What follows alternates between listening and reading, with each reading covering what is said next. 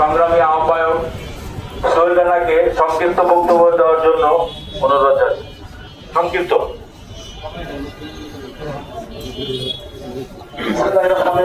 আসসালামু আলাইকুম। আজকে গণতন্ত্রের মা জননেত্রী এবং খালেদা জিয়ার ৮০তম জন্মদিন।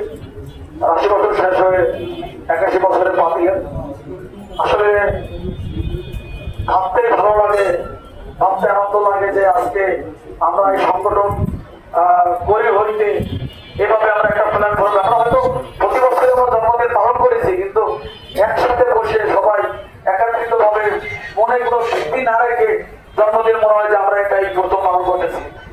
এবং এটা আমার আরো ১ সপ্তাহ আগে সিদ্ধান্ত ছিল যে আমরা কোরআন খতম করবো, আর আমরা কেক কাটবো না, কোরআন খতম করবো আর দোয়া পড়াবো। আলহামদুলিল্লাহ আমাদের দলীয় ভাবে সেই সিদ্ধান্তটা হয়েছে। আমরা সকালবেলা কোরআন খতম করাইছি এবং এখন আমরা দোয়া পড়াইতেছি। দেশনেত্রী বেগম খালেদা জিয়া দীর্ঘায়ু কামনা করে আমার বক্তব্য শেষ করছি। বাংলাদেশ জিন্দাবাদ।